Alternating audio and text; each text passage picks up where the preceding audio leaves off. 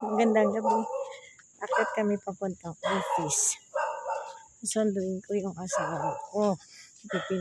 Kasama ko yung anak-anakan ko. Ang daming kalat. Ang daming sasakyan ng kalat.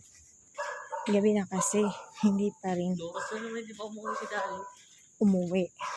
Kakain na kami. Anong oras na? Pag alas 10 na. Hindi pa namin siya pa rin umuwi. Ito namin yung office ng asawa ko. Dito kami sa office niya. Parang ingal na ingal kami. Kaya nga eh. Kapasok kami guys. Ito na. Kapasok. Magsusundo kami. Kakain na kami. Ayan yung asawa ko. Sinusundo ka na ng sundo mo. Ayan yung office nila. Hi guys.